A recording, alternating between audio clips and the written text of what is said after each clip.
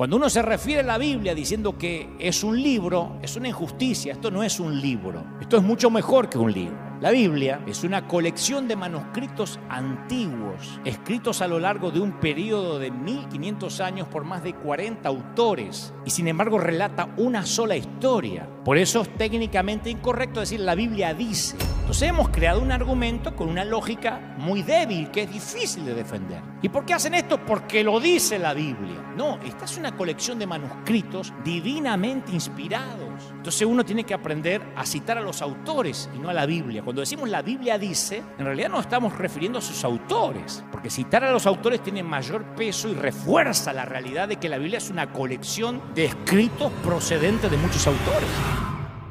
Sobre una costa peligrosa del mar, donde solían ocurrir los naufragios, había una pequeña estación salvavidas y el edificio era solamente una choza y había solo un bote, pero los pocos miembros fieles hacían una vigilancia constante del mar y salían incansablemente de día y de noche en busca de los perdidos. Y algunos de los que fueron salvados quisieron asociarse a la estación y dieron su tiempo y dinero para apoyar ese trabajo, un poco en agradecimiento, ¿no? Que los salvaron de morir ahogados. Se compraron nuevos botes, se entrenaron nuevos grupos y la pequeña estación salvavidas creció. Y algunos miembros de la estación salvavidas no estaban muy contentos en que el edificio fuera tan ordinario, tan mal equipado, porque había comenzado como una choza y sentía que debían proporcionar un lugar más cómodo como primer refugio de aquellos que habían sido salvados del mar. Sustituyeron las camillas de emergencia por camas, pusieron mejores muebles en el edificio ampliado.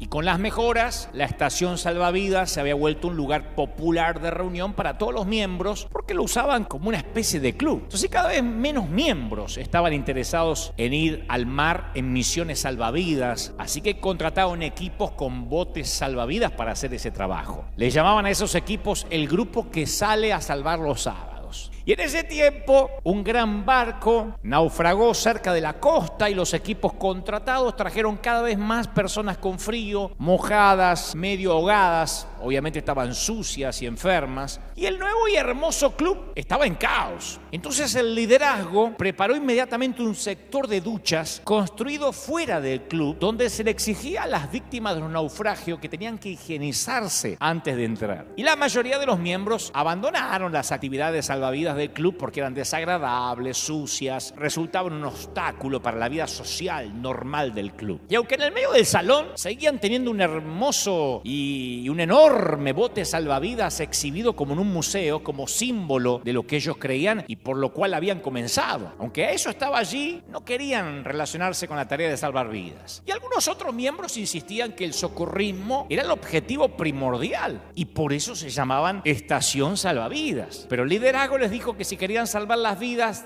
de toda esa gentuza que naufragaba en aquellas aguas sucias, bueno, que se construyan su propia estación salvavidas. Y eso hicieron, se empezaron a dividir. Y con el paso de los años, la nueva estación que se había dividida experimentó los mismos cambios que habían ocurrido en la primera. Evolucionó de estación salvavidas en un club. Y surgió la fundación de esa fundación, otra que se dividió para hacer una estación salvavidas nueva. Y la historia siguió repitiéndose. Y si visitas esa costa del mar hoy, vas a encontrar un número de clubes exclusivos a lo largo de toda la orilla. Y lo trágico es que a pesar de la gran cantidad de estaciones salvavidas que se abren por semana, la mayoría de la gente se ahoga en esas mismas costas. Es que en aquella bahía ya nadie mira el océano. Por alguna razón, los que formamos parte de la iglesia, cuando yo recuerdo esta historia, pienso que también sin querer o queriendo, abandonamos nuestra guardia constante sobre el mar y dejamos de mirar el océano abierto buscando incansablemente al perdido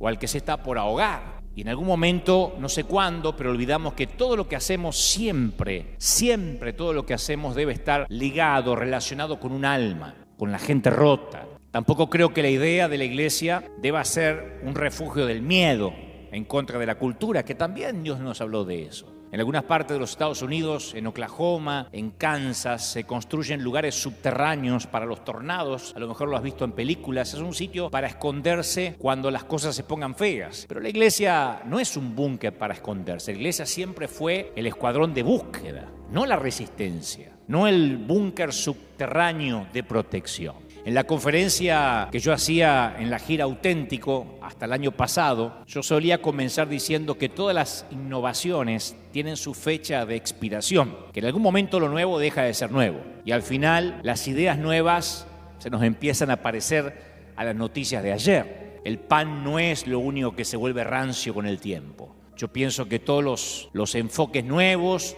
e innovadores también tienen su fecha de expiración. Todos y cada uno de ellos. No creo que haya algo irresistible ni relevante para siempre. Por eso nuestra iglesia, como decía el domingo pasado, conspira inconscientemente por evitar los cambios.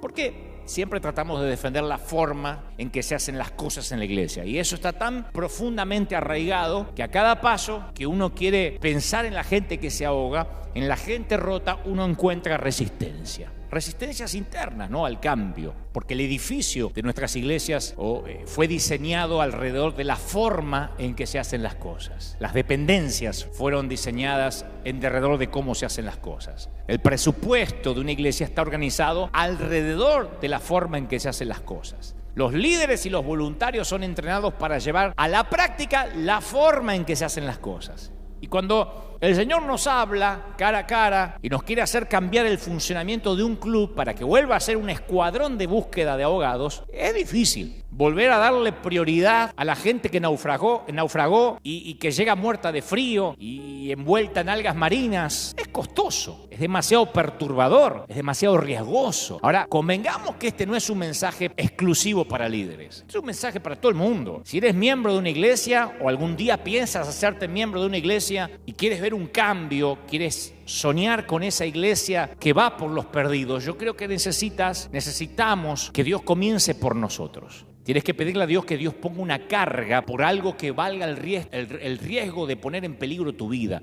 algo que valga el riesgo de salir de la zona cómoda. Al menos lo que yo hago a diario, pedirle que el cambio comience con mi vida personal, porque mi tendencia es hacer como las hermanas de Lázaro. Lucas 10:38 narra lo siguiente, dice que aconteció que yendo de camino entró en una aldea y una mujer llamada Marta recibe a Jesús en su casa. Y la Biblia narra que Marta tenía una hermana que se llamaba María, la cual se sentó a los pies de Jesús a oír su palabra. Dijo, yo voy a aprovechar que Jesús está en casa, esto no pasa todos los días. Pero Marta se preocupaba por los quehaceres, lavando las ollas, los sartenes, poniendo la mesa. Entonces le dice, Señor, ¿no te da cuidado que mi hermana me deje servir sola? Mirá la estaragana, esta vaga, yo trabajando como una loca. Era como mi mamá, me parece, Marta. Mirá cómo tengo los dedos. Mi mamá siempre decía, mirá cómo tengo los dedos de fregar mugre, de cocinar toda la mañana para que coman en 10 minutos y después se levanten. Así le dice Marta a María, dile pues que me ayude, que haga algo. Y Jesús la mira a Marta y le dice, afanada Marta estás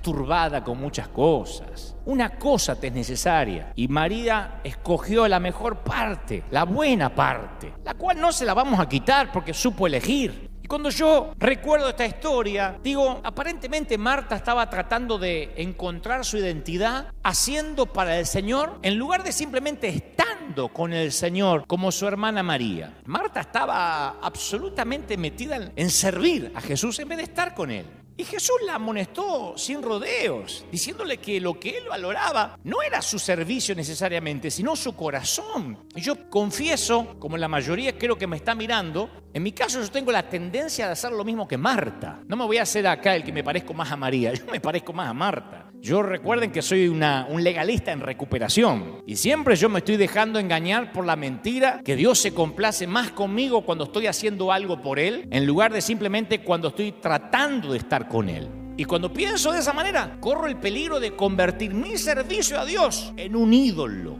Y caemos muy fácilmente en ese modo de pensar en que la iglesia llega a ser más importante que Cristo. Cuando el ritual llega a ser más importante que la relación. Cuando servir a Dios es más importante que Dios mismo. Cuando tildar o tachar de la lista cierta actividad en la iglesia, hoy jueves oración, martes reunión de célula, miércoles liderazgo, llega a ser más importante que la persona que se está ahogando. Si en una iglesia le dices a alguien que sirve, que se tiene que sentar un par de domingos, te salta la yugular. Acá nos ha pasado, pero no porque están en disciplina o porque han hecho algo malo. Le hemos dicho, te notamos cansados, sentate a recibir. Algunos lo toman bien, otros te saltan a la yugular y te dicen, es que yo necesito servir al Señor. Y algunos hasta son capaces de irse a otra iglesia donde allá sí los dejan servir.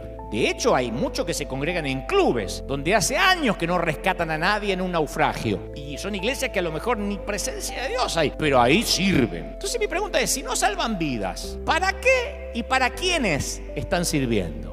Porque la gente que cuando tiene que sentarse a escuchar un mensaje, a la fuerza, cuando no puede servir como voluntario, o no puede tocar la música, o no puede cantar en el coro, haga lo que haga, se ponen mal porque siente que no están haciendo nada y se olvidan que una parte esencial de servir a Dios es la obediencia. Sirves a Dios sentándote si así te lo están ordenando, si así te lo están pidiendo. Pero nosotros pensamos que servir a Dios es más importante que Dios. Y yo siempre mantuve la idea que los evangélicos me van a matar por esto, pero vayan encendiendo las antorchas para dentro de un rato. Yo siempre mantuve la idea que los evangélicos somos mucho más idólatras que cualquier católico. Antes de decirle a un católico, usted es un idólatra, tenemos que aprender a mirarnos los evangélicos introspectivamente. Porque yo conozco muchos católicos, tengo muchos amigos que solo hacen una caminata a lo mejor a la Virgen una vez al año. Pero conozco evangélicos que adoran su puesto de servicio hasta 3-4 veces por semana y están lejísimos del Dios al que dicen servir. Y ambas idolatrías valen por igual, porque la religión siempre tiende a complicar lo que el Señor hizo sencillo.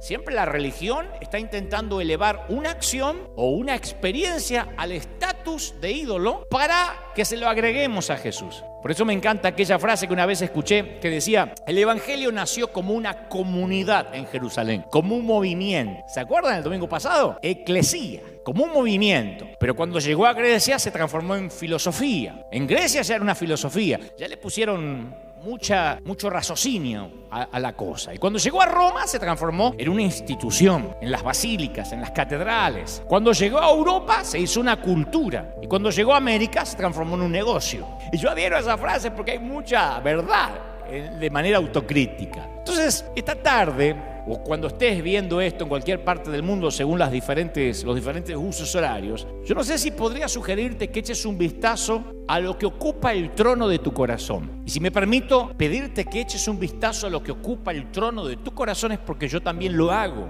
a diario con mi propia vida.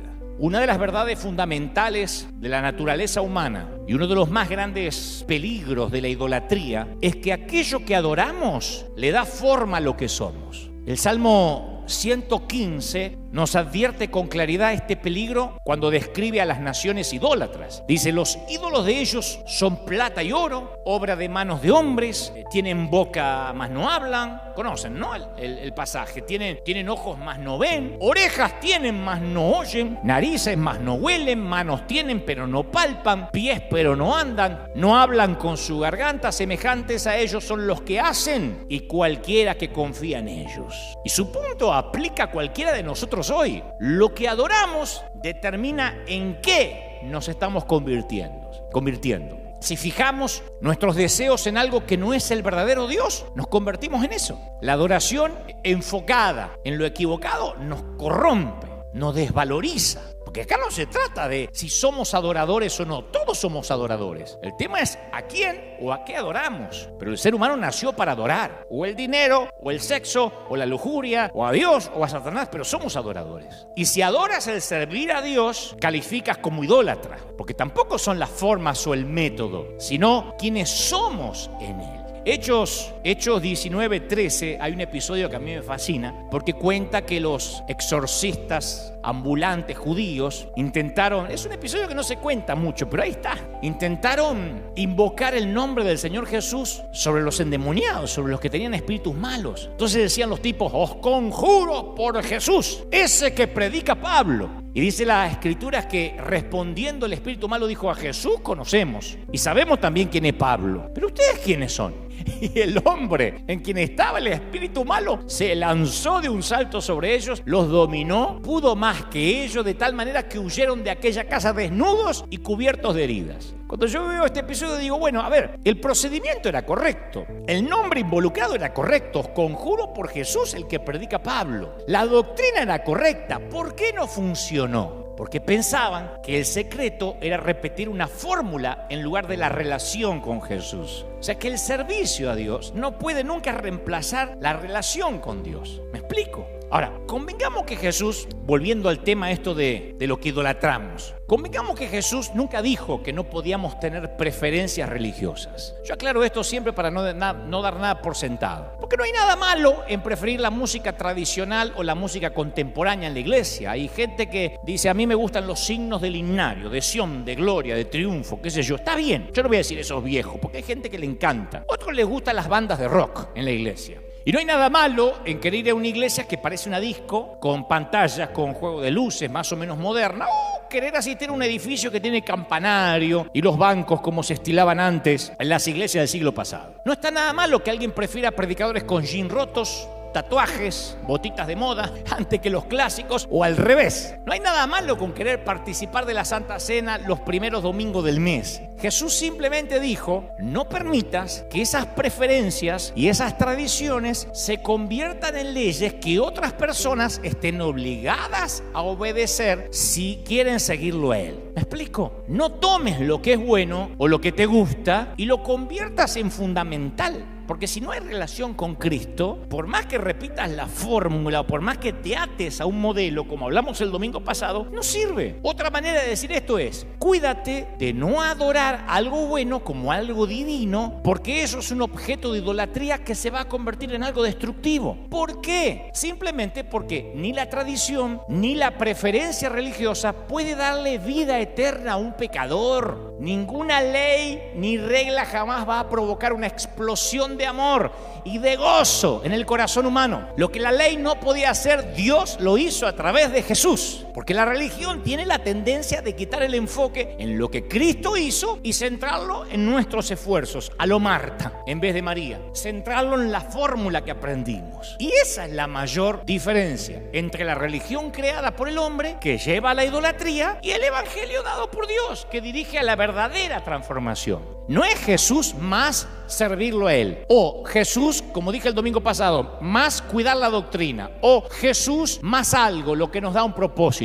No es Jesús más algo lo que define nuestra identidad, solo es Jesús. Cuando le agregas algo a Jesús, en realidad le estás quitando todo. No hay que agregarle nada, es Jesús. A mí me fascina la historia de Hechos 8, cuando Felipe conoció a un funcionario etíope de camino a Gaza. Porque el hecho de que el hombre, dice las Escrituras, estuviera leyendo el libro de Isaías demuestra que estaba interesado en el judaísmo, ¿no? Pero resultó que era también eunuco, lo cual significaba que aunque podía convertirse al judaísmo, no podía participar activamente de la congregación. Entonces Deuteronomio 23:1 dice, ninguno que haya sido castrado o que tenga cortado su miembro viril entrará en la asamblea del Señor. Y como seguidor judío de Jesús y buen conservador y cumplidor de las reglas, Felipe pudo haber visto al eunuco como mercancía dañada. Era un tipo que estaba roto literalmente. Y si Felipe aceptaba al forastero eunuco en su fe, estaría violando una tradición en la cual había sido criado, que él respetaba y seguía. Entonces Felipe había sido educado en la creencia de seguir las tradiciones y eso determinaba su posición ante Dios. Tenía el mismo síndrome que yo te conté que tengo yo. Si yo hago las cosas para Dios de la manera que me enseñaron, Dios me va a amar más. Esa es la tensión que se sintió a través de la iglesia primitiva y yo creo que se siente hasta el día de hoy. Pero bueno, afortunadamente Felipe fue capaz de seguir la dirección de Dios más allá de la cajita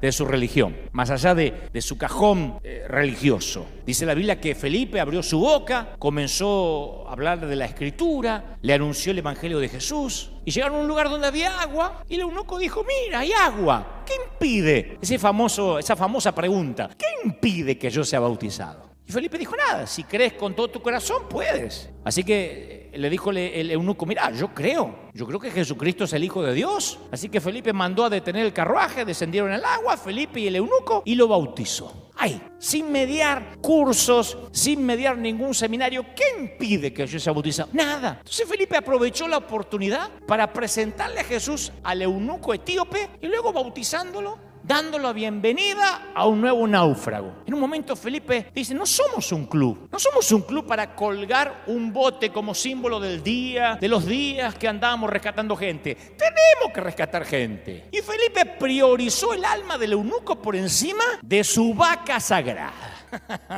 Yo titulé este mensaje, ahora vamos, vaca sagrada, no por el Barça. Algunos decían, sí, si estaba hablando de los que alguna vez fueron las vacas sagradas del Barcelona. No, sino por la protección de las vacas, que es uno de los ejes del hinduismo, la religión dominante de la India. Para los que no saben, aunque creo que es de conocimiento público, pero los que no saben, para el hinduismo, todo lo que proviene de una vaca es sagrado. Creen, de hecho, que una vaca en su cuerpo contiene unos 300 millones de dioses y de diosas. El tema es que hay muchas vacas sagradas dando vueltas libremente en nuestras iglesias, a las que nunca se las objeta, nunca se las examina de manera objetiva y son reverenciadas por quienes están forzados a vivir con ellas. Y las vacas sagradas pueden tomar muchas formas, pero son fáciles de ubicar con una simple pregunta: ¿por qué estamos haciendo esto? ¿Por qué lo hacemos así? Y si la respuesta es, porque siempre lo hicimos así, o así es como lo hacemos acá, es muy probable que nos hayamos encontrado con una vaca sagrada. Alguien estará diciendo, bueno, pues esto es mucha crítica. No, es que si no desaprendemos, difícilmente tengamos lugar para que Dios nos dé lo nuevo. Por eso el Señor decía, oíste que fue dicho, mas yo digo, desaprender algo es más duro que aprender algo nuevo. Y yo soy criado a la antigua en el sentido que me molesta cuando se añade algo al evangelio, algo que no es necesario, y se predica como si fueran términos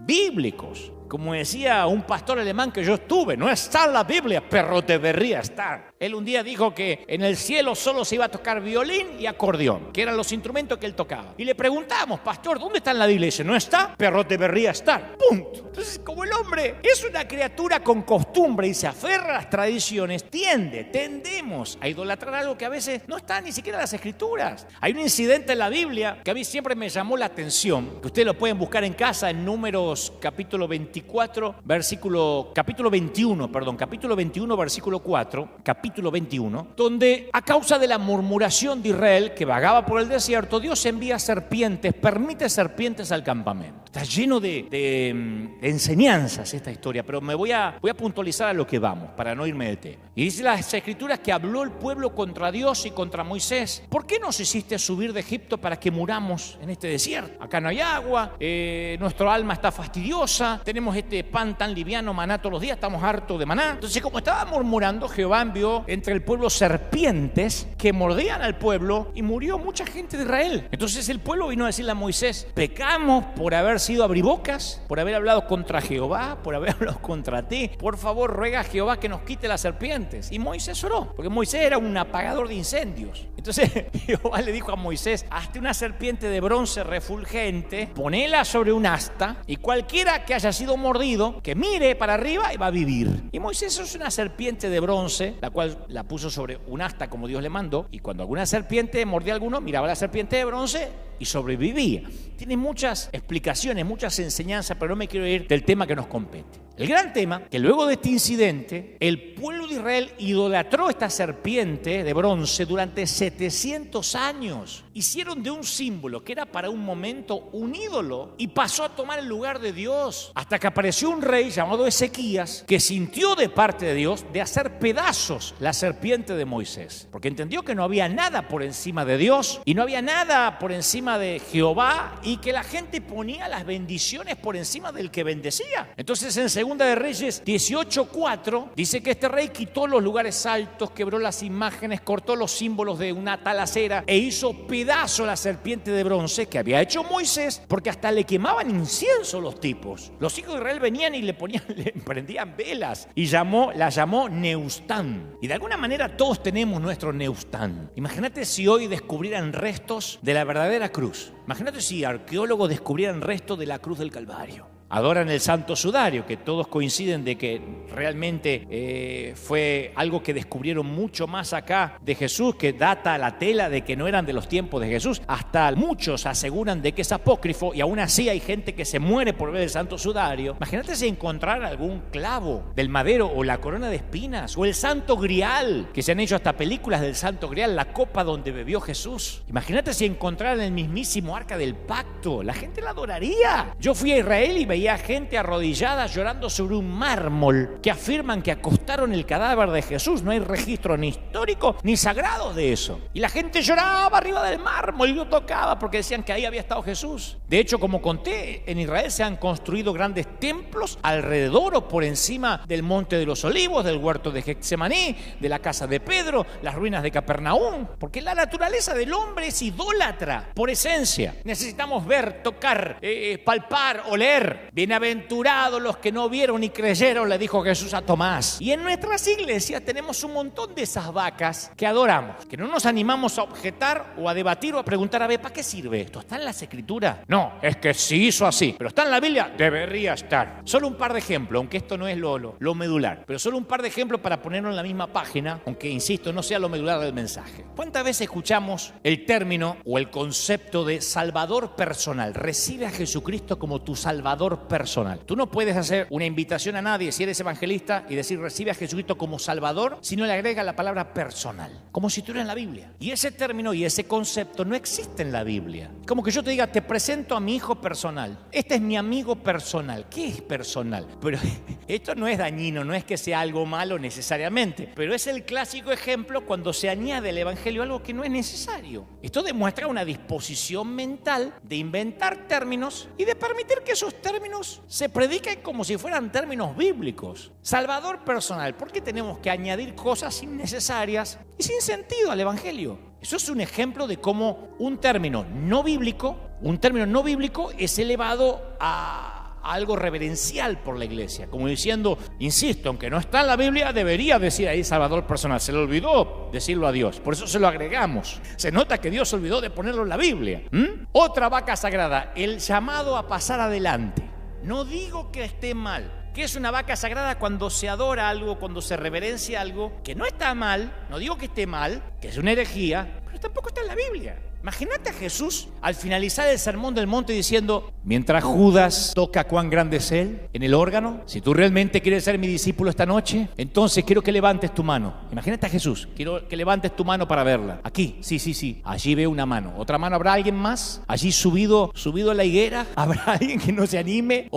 Y allá atrás de la higuera veo a alguien que tal vez alguien lo pueda acompañar para que se anime. Veo dos manos allá, detrás de la montañita aquella. O sea, ¿te imaginas a Jesús pidiendo que levanten la mano para pasar al altar? Por favor, mientras Bartolomé canta un especial, quiero que pasen acá adelante los que levantaron su mano, sí, sean amigos. Y unos discípulos amigos identificados con una credencial de discípulos míos van a tomarte los datos para que no te escapes y te van a explicar mejor la parábola durante el resto de la semana. O sea, a River suele venir a nuestra iglesia gente, me consta, de otras congregaciones en tiempos normales, no de pandemia, y algunos se han ido molestos porque según ellos dice que yo dejo cientos de frutos sin recoger porque no suelo hacer ningún llamado a pasar al altar. Es muy raro que lo hagamos. Yo no estoy diciendo que mi forma es la forma. Estoy poniendo en tela de juicio algo que vemos como bíblico que no lo es. Como yo no suelo hacer la invitación oficial al altar o la oficial reconocida por la mayoría, muchos creen que no tiene valor mi presentación del evangelio. Que si yo en un estadio predico y no hago un pasado al altar, ninguno se convirtió. Y créelo o no, el llamado al altar fue inventado hace 150 años atrás, apenas. Fue usado primero por el evangelista americano Charles Finney como un medio de separar a aquellos que querían conversar un poco más acerca de la salvación. Pero gradualmente, lentamente se volvió una parte fija de cada reunión y como toda tradición comenzó a perder su espíritu original. Y la gente comenzó a adorar a Nehushtan. La parte del pasar adelante se volvió más importante que el quebrantamiento y la confesión verdadera. Entonces, de hecho, inclusive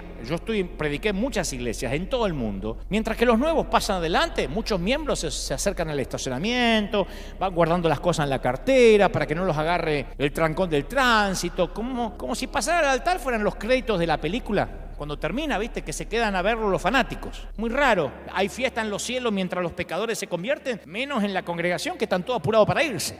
Pero pasaron al altar. Cualquiera que pasa adelante y le toman los datos, ya es proclamado como un nuevo creyente en Cristo. No importa si pasó apenas convencido, porque lo empujaron, porque lo llevaron amenazado, porque dijeron, pasar al altar y te llevo a comer. Se lo contabiliza como alma nueva porque pasó al frente. Y capaz es que aquel que el Espíritu Santo redargulló en el asiento, pero no pasó al altar, creemos que se fue sin Cristo. No, se fue sin dejar los datos, que es diferente. Pero no podemos decir se fue sin Cristo, no, dejó los datos. ¿Pero cómo voy a decir yo se fue sin Cristo? Y ahora que estamos transmitiendo así, ¿cómo tomo los datos de la gente? En mi caso, ¿cómo sé a quién llega? Algunos me escriben. Mi esposo que es inconverso te escucha, mi hijo que no quería saber nada de Dios está llorando. ¿Yo puedo subestimar esa obra del Espíritu Santo y porque yo no le tomé los datos y no pasaron a este altar, decir no están convertidos? Pero es una vaca sagrada. No hiciste el llamado al altar. Puedo hacerlo, no está mal, pero puedo no hacerlo. Y el Espíritu Santo va a tocar los corazones sin mi ayuda, sin mi altar. Otro ejemplo de vacas sagradas en la misma línea es la oración de entrega. Imagínate también una escena donde Jesús, esto es mirar a Jesús con los ojos nuevos, donde Jesús guía a algunos nuevos discípulos a una oración de entrega. ¡Wow! ¿Cuántos han venido adelante para ser salvos en esta noche? Ahora es muy sencillo. Repite esta pequeña oración después de mí y ya eres un cristiano. ¿Listos? Dice Jesús. Repite conmigo. Querido Jesús, entra a mi corazón. Entra a mi corazón. Imagínate, cuando uno intenta imaginarse a Jesús usando nuestros métodos, nos parece ridículo. Y esta es una buena prueba para cualquier método. ¿Podría imaginarme a Jesús haciendo esto? ¿Podría imaginarme a Jesús predicando esto? Puesto que la Biblia dice, andad en la manera que él anduvo. Primera de Juan 2:6, tenemos siempre que comparar nuestras acciones y mensajes con los del maestro. Insisto, ¿está mal repetir la oración? No está mal, pero tampoco es que si no repiten la oración se van al infierno, porque el mismo acto de guiar a alguien en oración hasta es ridículo. No vas a encontrar nada parecido en la Biblia, ni en los escritos, ni en las biografías de la historia de la iglesia. Yo no creo que Jesús quiera que sus discípulos repitan detrás de él. Él quiere que sigan detrás de él. Con este criterio, si Cristo no viene en los próximos 100 años, se va a creer que un predicador, si no hace repetir a la gente, no está predicando. Viste que se usa mucho ahora, dígale al que está a su lado, dile a 3 hermanos, vamos a leer en Génesis, diga conmigo Génesis, diga conmigo Abraham, repite conmigo Abraham. En 100 años vamos a decir, el que no repite no es de Dios, porque vamos asimilando cosas como sagradas que no lo son. Son modismos, formas, maneras. Y nosotros pensamos que Jesús está interesado en que repitan. Él prefiere ver a un solo convertido verdadero en vez de un océano lleno de decisiones. Entonces, cuando uno estudia la vida de Jesús, se asombra que él tampoco tenía un programa de seguimiento. No tenía un equipo de discípulos para que llamaran en la semana para rematar la venta. Al contrario, él acostumbraba a llamar a la gente a seguirle a él. ¿Sabés lo que más veían de Jesús? Esto, síganme. Su nuca. De hecho, les subía los requisitos de admisión para que no lo siguieran tan fácil. Pero nunca tuvo que ir de puerta en puerta buscando al tipo que sanó la semana pasada para compartir una nueva parábola con él. Che, Santiago, ¿le tomaste la dirección al joven rico? No, se me pasó. Andrés, visítalo en la semana y le explicás mejor lo que quise decir. ¿Viste que se fue triste? A ver si lo perdemos al rico. Yo veo a Jesús y él tenía la actitud, si quieren vida eterna, tendrán que renunciar a todo y seguirme a mí. Esa es una de las cosas que aprendimos en River, no seguir a nadie. Sí tenemos discipulados, seminarios de crecimiento, tenemos un equipo de 12 pastores, pero nunca le mandamos el FBI o la migra espiritual a nadie. Y esto lo hacemos porque no subestimamos lo que el Espíritu Santo hace. Yo no quiero hacer el trabajo que le corresponde al Espíritu Santo, ni tengo la capacidad para hacerlo. A menos que estén solo convencidos los que pasaron al frente. Pero si 30 segundos de cielos abiertos hicieron de Saulo un Pablo, no veo por qué eso debería cambiar. A menos que no haya habido ningún cielo abierto, que haya sido un show, un servicio carnal. Porque si la gente sale hablando del Elías de Dios, si la gente viene y dice, wow, ¿viste el Elías de Dios? Wow, ¿viste cuando el Elías se paró? ¿Viste cuando apareció el Elías de Dios? Entonces sí necesitamos un seguimiento. Es difícil seguir a Elías. Es más, necesitamos casi amenazarlo con que le vas a quitar la cobertura si no regresan y dejan sus datos. Pero si en lugar de tener un encuentro con el Elías de Dios, tuvieron un encuentro con el Dios de Elías, no van a querer irse más. Nadie va a necesitar convencerlos otra vez para que regresen. Y esto que les voy a contar lo pueden corroborar los que son de esta congregación. Tal vez porque yo tengo corazón de evangelista, pero una vez al mes, siempre una vez al mes, me aseguro que una vez al mes, una vez cada 4 domingos, yo invito a la gente que se siente incómoda a congregarse en otras iglesias. Esto lo saben los que son de casa, no podría estar mintiendo. Especialmente cuando escucho que algunos se quejan porque no les guardan asientos o que tienen que hacer mucha fila. Yo acá en público, en el medio del servicio, les digo hasta las direcciones donde pueden tener otras opciones para congregarse. Y les recomiendo con nombre y apellido. Les digo, mira, aquí cerquita tenemos a Saddleback, la iglesia del querido y respetado Rick Warren. Tenemos en Los Ángeles al querido Otto Azurdia, cuyo hermano se congrega con nosotros y allí tiene una gran iglesia, la iglesia llamada Final. A Dani de León, pueden congregarse con Dani de León, un hombre hombre a quien respeto muchísimo, a John MacArthur, si te gusta alguien más gringo. Yo menciono los pastores que tenemos aquí en el área, que son colegas, hombres de Dios. Y les digo, si ya eres cristiano y para ti es un problema el estacionamiento acá, prueba con campus más cómodos, con otros hombres de Dios, y les doy libertad. No le digo, si te vas, cuidado porque tus hijos y tus nietos le va a salir, se le van a caer los dientes. Entonces, de otro modo, hasta de manera sutil, si yo no hago esto, la estación salvavidas se convierte en un club donde los socios se sienten con derechos. Entonces yo siempre les digo, aunque los amo, pero yo sé que no se van a perder. El que se va de acá y se congrega con gorro no se perdió, cambió de pastor. De esa manera yo me aseguro de que lo que fue o lo que debe ser una estación salvavidas no se convierta en un club, porque solemos hacer eso. Una vez leí a un autor que diferenciaba las mascotas y dice que no es lo mismo tener perros que gatos. Y yo doy fe de esto porque yo tuve de los dos cuando era chico. Si un perro pudiera hablar, diría, wow, mi amo me cuida, mi amo me da un techo, me alimenta. A este tipo le voy a mover la cola cada vez que venga porque este amo tiene que ser un Dios. Así nos mira el perro. El gato piensa, mi amo me cuida, mi amo me da un techo, me alimenta, mi amo debe creer que yo soy un Dios, porque obviamente los felinos se comportan diferente a los caninos, ¿no? Dios hizo al gato para que tengamos nada más el placer de acariciar al león. Y el cristiano con mente de gato siempre cree que Dios y la iglesia le deben algo. Acá me predican, acá me atienden, debe ser que yo soy importante. El que tiene mente canina dice, no, yo vengo a servir a Dios, por eso se llama servicio al Señor. Pero para no irnos de tema, esto de las vacas sagradas, quedamos por sentado. Yo he escuchado muchas veces, no solo el llamado al altar, el repetir. Yo mismo he cometido errores como evangelista, como seguramente los he cometido como pastor, de mencionar a Jesús como que Jesús te está necesitando necesariamente. Como poner a Jesús, a un pobre Jesús que ruega entrar. Es ahí cuando malinterpretamos el Apocalipsis, la parte donde dice Apocalipsis 3:20, yo estoy a la puerta y llamo. Y muchos evangelistas hemos usado este verso para pintar un cuadro patético de Jesús, parado delante de una puerta esperando, tocando, esperando hasta que el pecador se digne, con mente de gato así, pasa Jesús, pasa, ya le di una oportunidad al gordito aquel, al Buda, ahora a ver si, pasa flaco, a ver si te doy una oportunidad. Entonces yo he escuchado a algunos que llegan hasta a decir, el pobre Jesús está afuera en el frío, esperando que alguien lo deje entrar porque el picaporte está de adentro. Por favor, dale una oportunidad a Jesús, escuchá, dale una oportunidad a Jesús. Entonces uno está bien, ¿qué tengo que hacer? Repite, Señor Jesús, te doy una oportunidad, mostrame si sos mejor que un multinivel. O sea, dale una oportunidad a Jesús. Porque decimos, no, el Señor está afuera. Primeramente, las palabras del Señor, yo estoy a la puerta y llamo, en Apocalipsis, no son para los perdidos, son para la iglesia de la Odisea. Jesús está fuera de su propia iglesia, llamando para que lo dejen entrar. Y si alguien tiene alguna duda todavía de esto, que lean el versículo 22. El que tiene oído, oiga lo que el Espíritu dice. ¿A quién? A los inconversos, a los ateos, a las iglesias. Segundo, para los pecadores, el asunto es al revés. Jesús no está fuera llamando para entrar. Ellos están fuera de su reino. Y ellos, dijo Jesús, pueden tocar toda la noche como las 5 vírgenes insensatas que se les acabó el aceite y salieron a comprar, pero Jesús no los dejará entrar mientras no cumplen los requisitos de un corazón contrito, arrepentido y humillado. ¿Me siguen? Sin embargo decimos, no, Jesús está por favor esperando que le des una oportunidad. No, son vacas sagradas. Hemos interpretado mal las escrituras, pero decimos, no, es que la Biblia dice. La Biblia no dice. Desde el punto de vista técnico es incorrecto decir la Biblia dice o la Biblia enseña.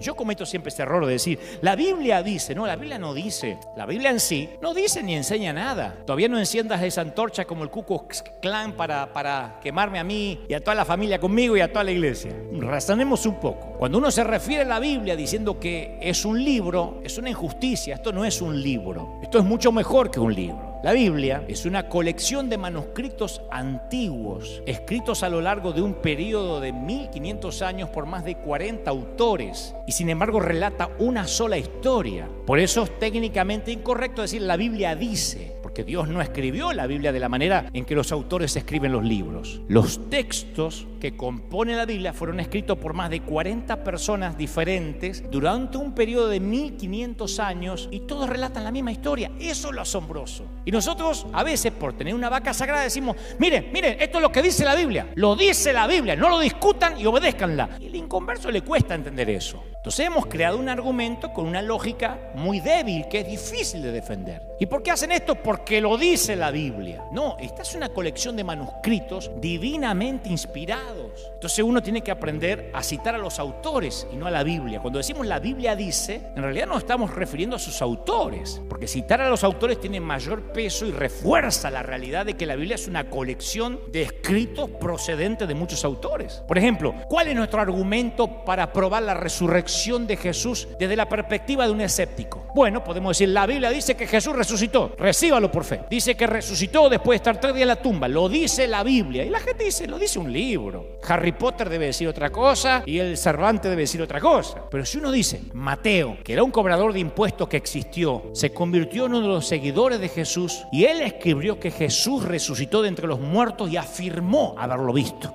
No solo eso, sino que también acá Lucas, un médico que entrevistó a diversos testigos presenciales, llegó a la conclusión de que Jesús resucitó de entre los muertos. Estaba tan convencido que abandonó su profesión de medicina y se convirtió en fundador de iglesias. Marcos creía que Jesús había resucitado de entre los muertos basándose entre lo que le contó Pedro, testigo ocular. Pedro, que había negado a Jesús, afirmó haber visto a Cristo resucitado. Jacobo, Santiago, el medio hermano de Jesús, creía que su hermano había resucitado de entre los muertos. El apóstol Pablo, basándose en que estuvo con testigos oculares y presenciales, llegó a la conclusión que era cierto que Jesús había resucitado de entre los muertos. Y así podríamos seguir y seguir. Entonces, un argumento se basa acerca de un libro que no es un libro. El otro argumento se apoya en una multitud de relatos de testigos presenciales, todos ellos tomados de las Escrituras. Entonces uno no debe esperar que alguien racional crea que Jesús resucitó de los muertos porque lo dice la Biblia y se acabó. No, ese argumento tiene poca fuerza. Pero está bueno desafiar a la gente a reflexionar sobre la autenticidad de la resurrección a partir de los testimonios de Mateo,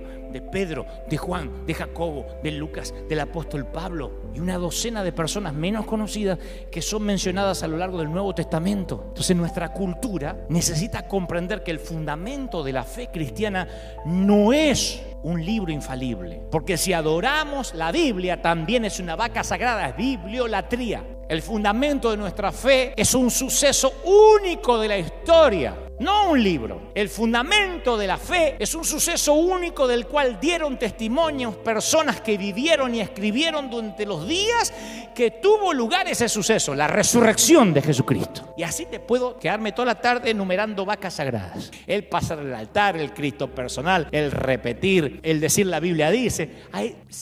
Yo puedo pasarme la tarde porque yo soy un legalista en recuperación y me di cuenta cómo adoramos cosas que no están ni siquiera en las Escrituras y cuando uno va con ojos nuevos no las encuentra. Y como mi naturaleza es adorar las serpientes de bronce que quizás sirvieron para una temporada, yo me obligo a hacerme preguntas que te voy a pedir que te las puedas hacer. Yo me hago preguntas descarnadas que me provocan y hace 30 y tantos años que por providencia de Dios hago esto. Pero esas preguntas me obligan a enfrentar cosas que capaz que es fácil ignorar, pero que al final si las respondo bien me hacen mejor mensajero, mejor persona. Me pregunto de qué método me estoy enamorando que capaz no es eficaz como solía serlo y se transformó en una vaca sagrada. Ahí es cuando la línea es difusa y me transformo de una estación salvavidas a un club. ¿Qué es lo que me encanta hacer, pero que capaz que ya no está funcionando? ¿Qué celebramos para que no se ofenda a la gente, pero que no sirve para salvar almas? ¿Hay una relación entre lo que celebramos y nuestra misión? ¿Le importa un alma nueva? ¿Alguien que llega roto a la iglesia que dice, voy a acercarme a Cristo, que por primera vez consideró venir, que ese domingo celebramos el cumpleaños del pastor? ¿Le importa? ¿O que justo ese día no se predica salvación porque es el aniversario de bodas del apóstol? ¿Le importa? No estoy diciendo de no honrar a los hombres de Dios, estoy hablando del servicio,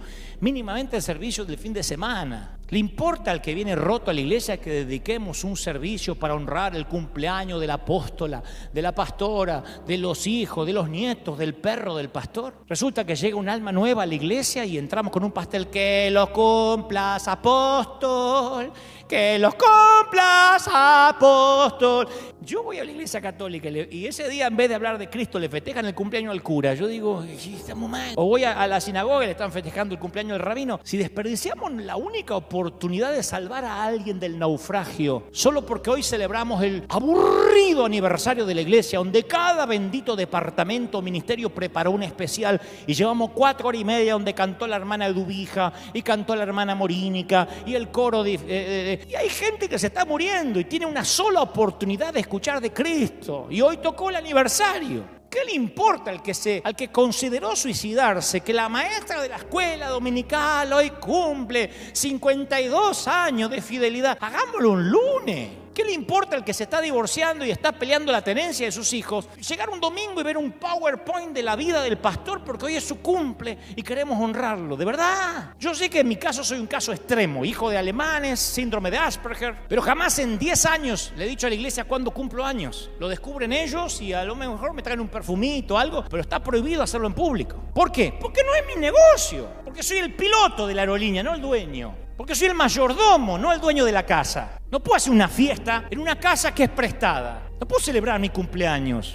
No estoy haciendo una doctrina de esto, estoy poniendo un ejemplo. Si todo lo que hacemos coincide con la gran comisión, si de repente nuestra iglesia dejara de existir, ¿nos echaría de menos la ciudad? ¿O el que la echa de menos, o la que echamos de menos somos los pastores porque ya no nos estacionan el auto, no corren a agarrarnos el saco, no nos esperan con café? Esas son las preguntas que yo me hago a mí mismo para no mentirme a mí mismo, para obligarme a liderar a manos abiertas. Entonces, ¿quiere formar parte de una iglesia a la que le encante asistir la gente rota? En tiempos normales, cuando esto está lleno, yo suelo decir, si esta es la primera vez que estás aquí, este podría ser tu hogar, tu lugar seguro. Y si te sientes fuera de lugar porque piensas que nosotros somos todos unas buenas personas, créeme que estás rodeado de gente que ha pecado más que tú, solo que aprendió a fingir un poco. Nunca dejes que estas caras bonitas te engañen, porque a ellos nos dirigimos. Hablando en términos de mercadotecnia, ellos son nuestros clientes, la gente rota, nuestro mercado, nuestro target. Por eso insisto, ¿estás realmente satisfecho con la idea de pasarte el resto de tu vida haciendo las cosas de la iglesia de la manera en que siempre las has hecho, con la forma en que la tradición espera que lo hagas? Cuando la pandemia termine, vas a pasar otra temporada más de tu ministerio haciendo cosas que hacen sentir incómodos a los no creyentes, a la gente rota, para que se sientan cómodos los miembros del club. Mi querido, necesitamos orar por algo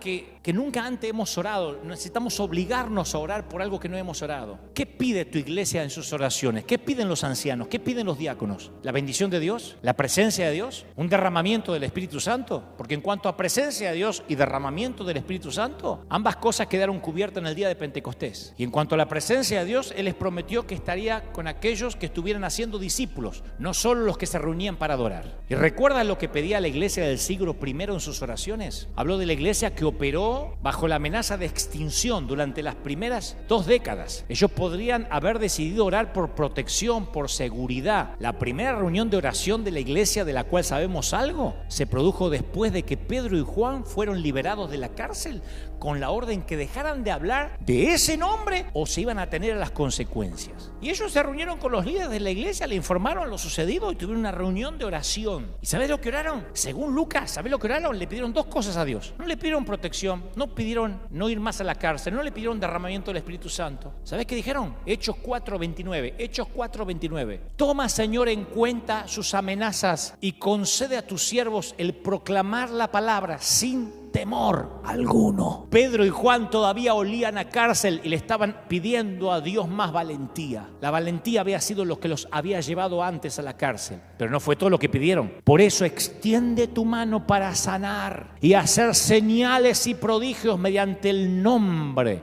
de tu santo siervo Jesús, dice el versículo 30. En otras palabras, haz cosas que atraigan hacia nosotros la atención de la gente que no haya creído, para que nosotros los guiemos hacia ti. Oraron para pedir sanidad, pero no la de ellos. Le pidieron a Dios que hiciera algo poderoso por medio de ellos, no a favor de ellos. Estaban enfocados en los ahogados, en los que estaban afuera de las paredes, en lugar de los que estaban reunidos. Esa fue una de las lecciones que habían aprendido desde el primer día. ¿Te acordás el día de la inauguración de la iglesia del siglo I? Lucas dice que el día de la inauguración todos los seguidores de Jesús estaban reunidos cuando de repente el Espíritu de Dios vino sobre ellos. ¿Sabés qué pasó a continuación? ¿Hicieron un estudio bíblico? No. ¿Un culto de adoración? No. ¿Una reunión de oración? No. Todas esas cosas las estaban haciendo antes que llegara el Espíritu Santo. Una vez que llegó el Espíritu Santo, ¿qué hizo la iglesia? Salió a buscar náufragos. Salió del edificio. Todavía con los sucesos de ese día de inauguración frescos en la mente, 1 o 2 noches en la cárcel no los iban a detener.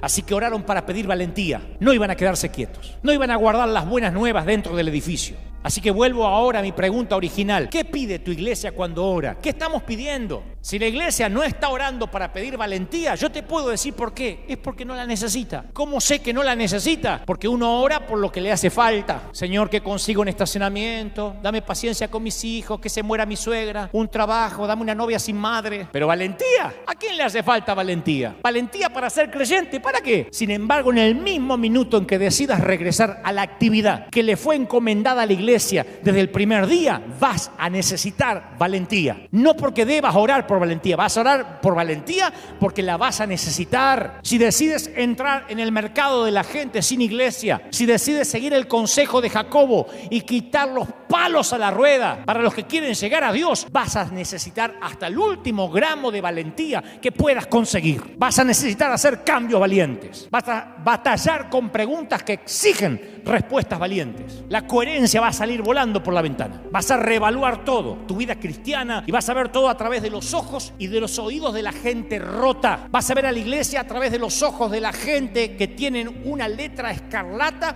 colgada al cuello. Supongamos, voy a terminar con esto, supongamos que tengas 3 tarjetas de crédito en tu billetera y perdés una. ¿No dejás las otras 2 para ir a buscar la tarjeta perdida hasta que la encontrás? Hace poco a mí se me perdió una tarjeta de crédito. Después descubrí que la había dejado en el mercado. Y ni una sola vez saqué las que no había perdido para mirarlas. No tuve urgencia de ninguna clase con respecto a mi tarjeta de crédito que no se me había perdido. No llamé ni a una sola persona para decirle que todavía tenía mi tarjeta de American Express. Pero llamé a todos lados para ver si alguien vio mi Mastercard en alguna parte. Cuando uno pierde algo importante, se obsesiona con lo perdido. Nos preocupamos por lo que perdemos, ¿o no? Pensamos solo en eso. ¿Se te perdió alguna vez el teléfono celular? ¿Te consolaban todos los demás aparatos electrónicos que tenías regado por toda la casa? Perdí el celular, pero bueno, me quedó el control de la tele. No, habías perdido algo importante. ¿Cuál es la obsesión de la iglesia? ¿Qué es lo que nos preocupa? Porque las iglesias para gente de iglesia se obsesionan de cosas frívolas. Por eso les tenemos fobia a las reuniones de comisión, a las de ancianos, a las de los comités, a los desayunos de pastores. Porque raras veces, cuando nos reunimos los pastores, raras veces hablamos de algo importante. Estamos administrando a una gente que no está perdida. ¿Sabés lo que yo hice cuando por fin encontré mi tarjeta de crédito perdida? Llamé al banco y le dije, no me manden otra tarjeta, regocíjense conmigo, acabo de encontrar la tarjeta que se me había perdido. Yo no tengo necesidad de decirte de qué forma Jesús concluyó cada una de sus parábolas acerca de cosas perdidas. Jesús dijo que había más regocijo en el cielo por la gente acabada de encontrar que por la gente que nunca se perdió. ¿Te gustaría saber por qué no hay tanto regocijo en tu iglesia? Porque a lo mejor tu iglesia está repleta de gente encontrada. Vamos, ¿de verdad te querés pasar la vida administrando lo que estaba perdido y descuidando lo que aún sigue perdido? Si eres líder, si eres pastor, le tienes que decir a tu iglesia que vas a comenzar de inmediato a evaluar todo lo que se hace en la iglesia después de la pandemia. Cada peso que se gaste en ella va a ser pensado en los perdidos, en lugar de pensar en los 99 hallados. Y después te vas a tener que sentar con los que influyen sobre el resto de la iglesia para crear un plan de transición. Si no, te vas a quedar sin congregación. Los corderos ya no se quedan más silenciados. Y si no estás dispuesto a reorganizar a tu iglesia alrededor de la gran comisión, tu iglesia capaz que vas a ir, ¿eh? Va a haber padres que van a querer que les bauticen los nenes, tu templo se va a llenar para las Pascua y Navidad, y cuando no se te ocurra nada nuevo para hacer, todavía tenés el cumpleaños de la pastora, de tus hijos, del día del pastor, el domingo de misiones, el aniversario al que podés invitar un profeta, un salmista para que te haga un concierto. Pero no fue para eso que te metiste en esto, ¿no es cierto? ¿Recordás cuando le dijiste que sí a Dios? Cuando la zarza se encendió frente a ti en tu desierto. ¿Vos recordás cuando Él interrumpió tu vida y te llamó? Tenías sueños, querías dejar tu huella en el mundo, ¿te acordás? Y tal vez llegó el momento de soltar lo que estás haciendo ahora para abrazar lo que fuiste llamado a hacer originalmente. Aunque yo tengo 52 años, ya tengo 52 años aunque aparento menos. No tengo abuela, así que me tengo que autoelogiar. Todavía te puedo hablar como el pastor de los jóvenes. Al cabo es como mucha gente me conoció. Si estás en el rango de los 40 para adelante, te ruego que no eches a perder la pasión que tienen nuestros jóvenes. No te escondas detrás de tu tradición y tus hábitos de que así hacemos las cosas acá. Ni le prediquemos a nuestros hijos mensajes recalentados. Yo te ruego como pastor de los jóvenes que no le robes la pasión a los jóvenes que tienen por la iglesia, por ser demasiado perezoso para cambiar. No les robes la pasión por estar demasiado cómodo para intentar algo nuevo. Si eres el líder principal, por tenerle demasiado miedo a los que firman el cheque de tu sueldo, no lo arruines, no la friegues. Mirá como 3 gotas de moco, cuando Dios quiere, lo que nació presuntamente con un murciélago en China. Mirá cuando Dios quiere, cómo Dios te hace ver que tu salario no depende ni de la gente ni de la comisión. El que te sostiene es Dios. Hace un tiempo atrás llegó acá a River un muchacho repleto de tatuajes, con el cabello de varios colores y muchos aretes en todas partes, al que llamaré Luis. Todavía tenemos gente que cree que algunos náufragos como Luis deben pasar primero por las duchas de afuera antes de entrar al club, pero son los menos. La mayoría de nuestros voluntarios y nuestros líderes saben cuál es nuestro ADN. Y yo ni siquiera les pido que traten de imaginar qué haría Jesús, sino que solo piensen qué haría Dante si estuviera en la puerta. Simplemente eso. Uso lo que Pablo decía: sean imitadores de mí como yo de Cristo. Y Luis, vestido así dark, al estilo gótico, llegó porque alguien lo obligó a venir a una primera reunión y buscó los asientos del fondo. Y nosotros siempre guardamos unos cuantos asientos en el frente para gente como él. Para gente como cuando vino Cristian Castro, que llegó disfrazado con un enorme buzo, y después él me diría que pensaba que la iglesia lo iba a discriminar por su vida y por sus escándalos públicos. Nosotros hace mucho tiempo que aprendimos que la gente que se presenta temprano para conseguir los mejores asientos es la gente que menos necesita esos asientos. Así que les guardamos asientos a los que llegan tarde y tratan de ocultarse detrás de todo. No es justo para la gente que llega temprano el que nosotros le guardemos asientos a los que llegan tarde, pero la gente de River, que abraza nuestra visión, se alegra de que nosotros les guardemos asiento a las personas que más necesitan. Generalmente el equipo de pastores con sus esposas son los que guardan esos asientos con sus propios traseros y se levantan de inmediato cuando un voluntario le dice que tenemos a alguien que entró en modo de emergencias. Porque si esto es un hospital del alma y tienes un dolor de cabeza,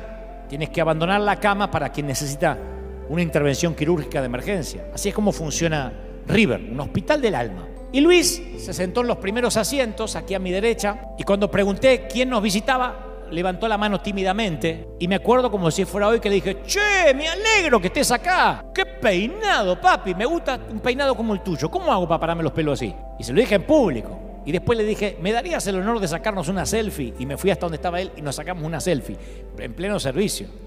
Y ahí, ante una iglesia que celebraba la llegada de un nuevo náufrago, recordamos que éramos una estación salvavidas. A Cristian Castro le hice notar, al cantante, que en River no tenemos altares sagrados, que esto no es un altar, que aquí todos somos iguales y todos necesitamos gracia. Si fuera un altar sagrado yo no podría estar acá. Y como somos rescatadores de ahogados, y en mi caso soy libre de la opinión de los fariseos orinadores de agua bendita, lo invité a subir aquí y accedió el pobre casi temblando y tarareamos una canción juntos.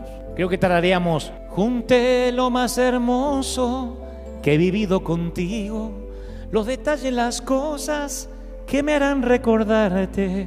Y cantamos un poquito así, desafinado así como estoy cantando ahora, pero lo cantamos. Pobre David, puede seguir tocando lo que estaba. Y cuando terminó el servicio, llamó a su madre, Verónica Castro, le dijo: mamá, adivina dónde estoy. No lo vas a saber ni en 1.000.000 de años, estoy en una iglesia.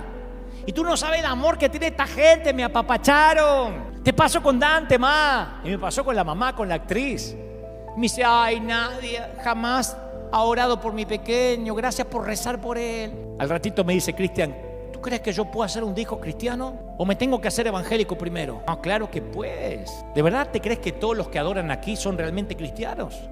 Cuando pasó mi amigo Julián Weich, que es un famoso conductor de televisión, hicimos lo mismo. Pasó acá con lágrimas en los ojos y dice: no sabía que existía una iglesia que podía amar a alguien judío que nunca pisó una iglesia. Y le dije: es que nuestra iglesia está pensada para gente como vos. Y Luis, el excéntrico amigo a quien le pedí la selfie, recibió a Cristo ese mismo día y nunca más volvió a faltar un domingo. Me dijo: Dante, tengo que cambiar de imagen, me tengo que quitar los aros y dejar de teñirme el pelo.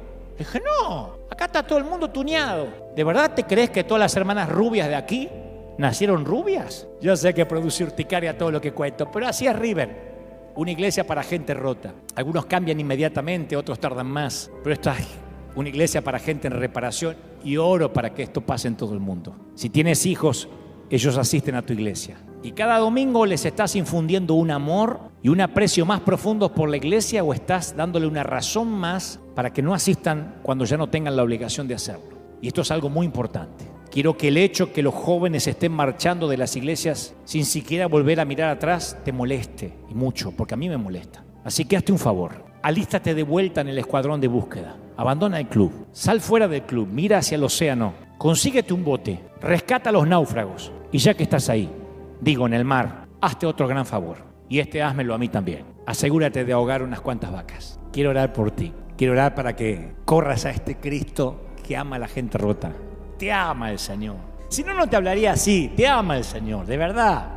Te ama. A todo lo que el Señor me da, yo siempre lo paso por el tamiz, por el filtro del amor. Mi idea no es desacreditar, subestimar, burlarme de nadie. Es una autocrítica en todo caso. En todo caso me estoy burlando de mí mismo, de las estupideces que he hecho, de los palos a la rueda que le he puesto a la gente cuando quería acercarse al Señor, y ya no quiero cometer esos errores porque soy un hombre grande. Cometeré otros, pero no los mismos. Y necesito decirte, ahí está Jesús, corre hacia Él, vamos. Te ama el Señor. ¿Cómo no te va a amar? ¿Cómo no te va a amar? No tienes que repetir una oración como loro, pero siempre, aunque no pases a ningún altar, puedo guiarte y decirte que le digas: Señor Jesús, entra en mi vida, perdona mis pecados. Cuando haces eso, cuando lo haces de corazón, como lo estás haciendo ahora, con lágrimas, con el corazón humillado, contrito, significa que no te quedas con el Elías de Dios, sino que has logrado ver al Dios de Elías. No es el Dante de Dios, es el Dios de Dante. Y el Dios de Dante hace que Dante, quien sea el cartero, te lo olvides pronto. Algún día yo seré olvidable, la gente me olvidará, tú me olvidarás, pero no el Señor. No sabe lo que te ama. Y me ha dicho que te dé un beso, que te dé un abrazo, que no te deja de amar, que se empecinó con tu vida. Vamos, iglesia, a los líderes, a los queridos pastores. Vamos por los rotos, vamos por los necesitados, vamos por los que no tienen iglesia. No creerán la cantidad de gente que me escribe y me dice: yo me fui de la iglesia, me echaron, me quitaron la cobertura, me maldijeron. Que Dios levante una generación nueva de líderes, de pastores, de iglesias que bendigan. ¿No es preferible, como dice Juan Carlos Ortiz, fundador de esta iglesia, pero es preferible equivocarse dando gracia que equivocarse haciendo justicia? Si vamos a equivocarnos otorgando gracia. ¿Qué perdemos por honrar a alguien que por ahí no era un siervo de Dios y un día nos enteramos que no era un siervo de Dios? No perdemos nada, pero sí perdemos mucho si deshonramos a alguien que sí era un hombre de Dios. Entonces, equivoquémonos por honrar, por bendecir. Equivoquémonos por otorgar gracias si vamos a equivocarnos antes que ajusticiar a alguien a que Dios ama. Te ama el Señor. Estoy orando por los que están mirando de otras partes del mundo. Antes de terminar, nos fuimos de tiempo, pero yo sé que si no se han movido es porque el Espíritu Santo está hablando. Y cuando el Señor habla, cuando el Señor redarguye, cuando el Señor quita las vacas sagradas, cuando el Señor nos hace bajar desde allí, desde el asta, las serpientes de bronce, es porque Él va a volver a entronizarse en tu corazón. No te pierdas los próximos mensajes que renovarán tu alma. Haz clic en el siguiente video y sigue fortaleciendo tu fe en la presencia de Dios.